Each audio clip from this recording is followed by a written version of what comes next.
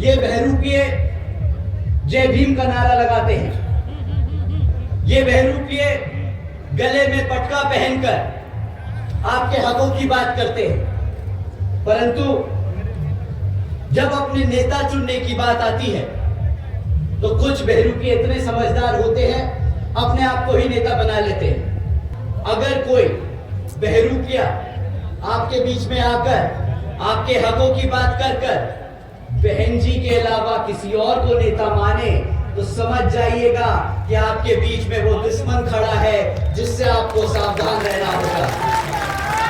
साथियों, जो बहन जी के खिलाफ है वो मान्यवर साहब के खिलाफ है, वो बाबा साहब के खिलाफ है, वो बहुजन समाज के खिलाफ है, वो आपके संविधान के खिलाफ है।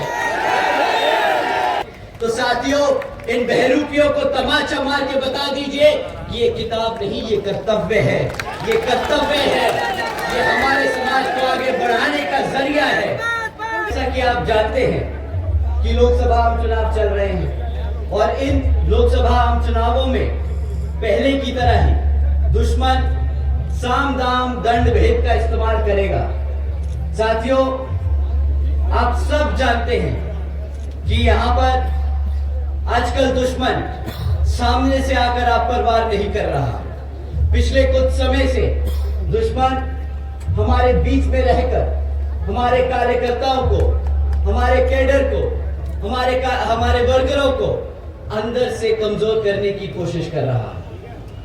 आप सब जानते होंगे कि पिछले कुछ समय से यहां पर हमारे जो दुश्मन है वो बहरूपिये का रूप लेकर हमारे लोगों के बीच में रहकर हमारे कैडर को, हमारे लोगों को भटकाने का काम कर रहे हैं।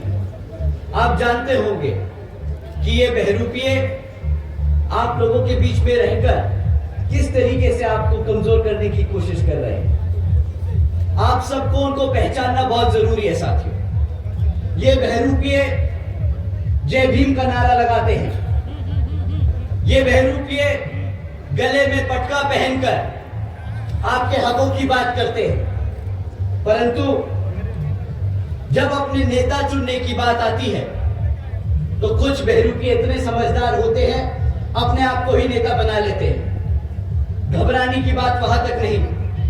साथियों, घबराने की बात तब है जब ये अपने आप को नेता बनाकर बहुजन समाज पार्टी बहन जी से दूर करके अन्य विपक्षी नेताओं को बड़ा हितैषी बताते हैं, बहुजन समाज का हितैषी बताते हैं। तो साथियों, अगर कोई बहरूपिया आपके बीच में आकर आपके हकों की बात कर बहन जी के अलावा किसी और को नेता माने तो समझ जाइएगा कि आपके बीच में वो दुश्मन खड़ा है जिससे आपको सावधान रहना होगा।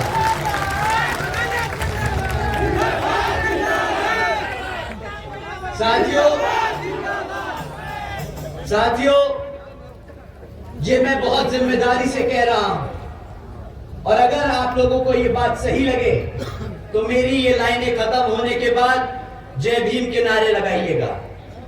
साथियों, जो बहन जी के खिलाफ है वो मान्यवर साहब के खिलाफ है, वो बाबा साहब के खिलाफ है, वो बहुजन समाज के खिलाफ है, वो आपके संविधान के खिलाफ है।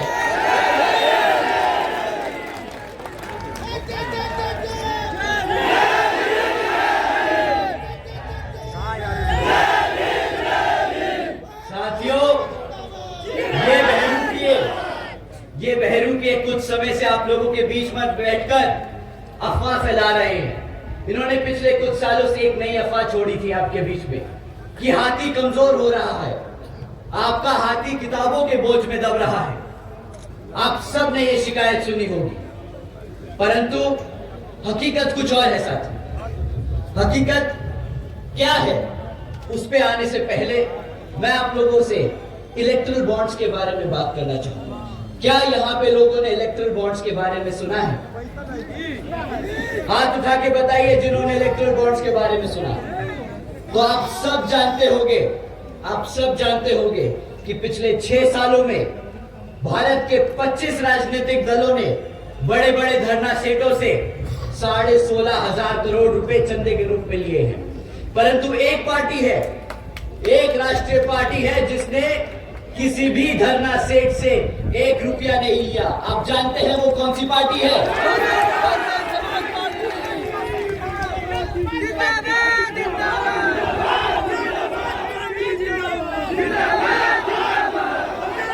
और साथियों, अगर आप ये जानते हैं, अगर आप ये बखूबी जानते हैं कि बहुजन समाज पार्टी वो पार्टी है जो किसी धरना सेठ से 1 रुपया नहीं लेती, तो ये पार्टी चलती किसके धन पे है? ये अपने कार्यकर्ता के तन मन और धन से चलती है।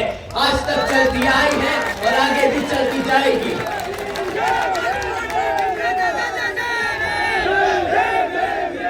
साथियों, हमारे सभी कार्यकर्ताओं से जब जब मुझे बात करने का मौका मिला, जब जब मैंने उनसे ये मुद्दे उठाए कि बात ये भाई सच है कि आप लोगों को किताबों का बोझ भारी लग रहा है, तो पता है पलट के हमारा कार्यकर्ता क्या बोलता है? जानते हैं आप, हमारा कार्यकर्ता अपने दिल पे हाथ रख के बोलता है कि भैया जी, ये किताब नहीं, कर्तव्य है हमारा। मान्यवर साहब के मूवमेंट के लिए, उन्होंने बहुजन समाज के मूवमेंट के लिए मान्यवर साहब ने अपनी जिंदगी कुर्बान कर दी, बहन जी ने अपनी पूरी जिंदगी त्याग दी।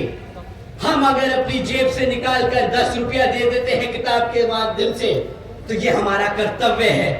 तो साथियों, इन बहरूपियों को तमाचा मार के बता दीजिए कि ये किताब नहीं, ये कर्तव्य है, ये कर्तव्य है, ये हमारे समाज को आगे बढ़ाने का जरिया है।